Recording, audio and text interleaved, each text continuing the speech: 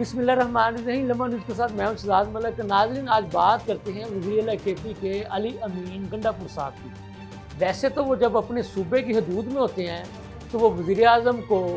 Farm 47 वाले करार देते हैं, लेकिन जब उनके पास जाते हैं तो फिर वो जिसे कहते हैं ना अच्छे बच्चों की तरह उनके पास जाके बैठ जाते हैं, वहाँ जाकर कोई बात नहीं करते। और आज वज़ीर-ए-आज़म साहब ने भी कमाल महारत से जहाँ पर बाकी तमाम इजलास के शुरा का अदब एहतराम के साथ शुक्रिया अदा किया, तो उन्होंने ये भी कह दिया कि जी मेरे तमाम जो है वो काबिल एहतराम वज़ीर आला, मैं उनका भी शुक्रिया अदा करता हूँ। ज़ाहिर है बतौर कप्तान, बतौर वज़ीर-ए-आज़म पाकिस्तान उनका ये कहना बनता है, लेकिन आज जिस बात पे सबसे ज़्यादा सब लोगों को हैरत हुई वो यही थी कि अली अमीन गंडापुर साहब के बारे में आपको इल्म है कि वो जब केपीके में होते हैं तो फिर वो इतनी बड़के मारते हैं, इतनी बातें करते हैं कि मैं इनको वज़ीर-ए-आज़म को देख लूँगा, मैं वफाक को देख लूँगा, मैं देखूँगा ये मुझे कैसे मेरा हक़ नहीं देते, ये मैं इनके लिए ये कर दूँगा, वो कर दूँगा, मैं डेडलाइन दे रहा हूँ, मैं वार्निंग दे रहा हूँ, मैं ये कर रहा हूँ, मैं वो कर रहा हूँ। इसका मतलब आज की उनके एक्ट से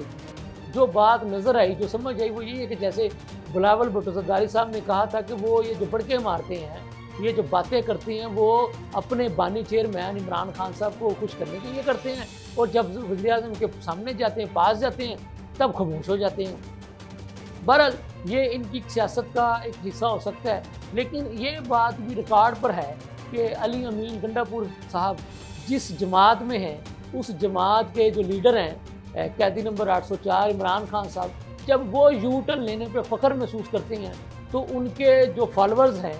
या उनकी पार्टी के जो लोग हैं, यकीनी तौर पर वो भी अपनी कई हुई बातों से और अपने कोलो फेल से और अपने अमल में यू टर्न लेना यकीनन वो भी जो फ़ख्र ही महसूस करेंगे। बहरहाल ये उनकी एक सियासत है।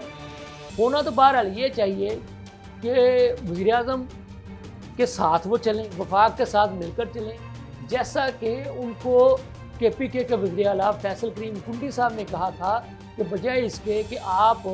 एक सूबे के वज़ीर-ए-आला की हैसियत से वफाक को आंखें दिखाएं, आप वफाक के आगे जो आपके इश्यूज़ हैं, जो आपकी डिमांड्स हैं, वो रखें, वो मनवाएं, और आइन और कानून के दायरे में रहते हुए जो बात आपको करनी चाहिए वो करें।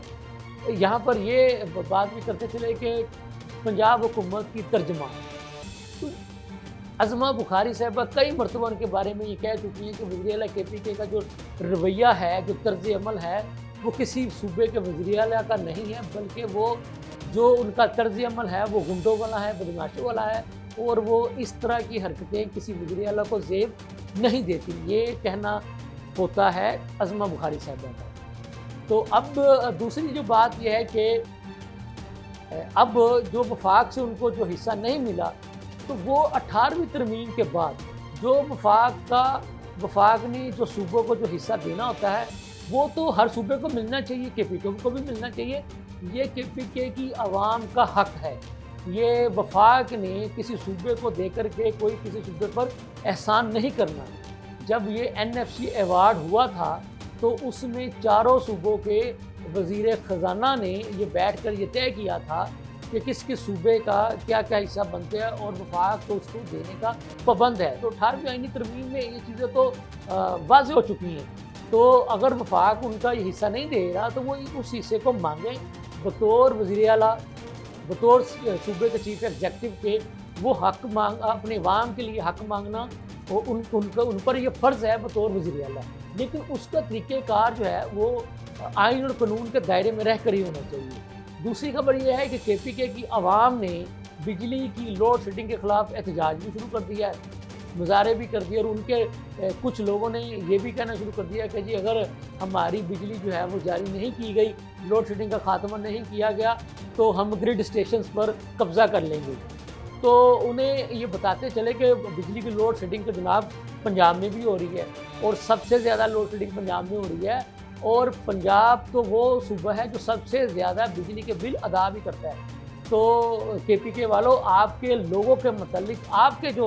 वापडा के बिजली के जो रिकवरी करने वाले महकमे, उनका ये कहना है कि केपीके वाले तो पूरे बिल भी नहीं देते। ये मैं नहीं कह रहा, मैं फिर वाजे कर रहा हूँ, वो कहते हैं जिन लोगों ने आपसे बिल लेने होते हैं। तो ठीक है, बिजली आपको मिलनी चाहिए, लेकिन जो बिजली आप इस्तेमाल करते हैं उसका बिल भी आपको अदा करना चाहिए। ये नहीं कि बिल जो है वो सिर्फ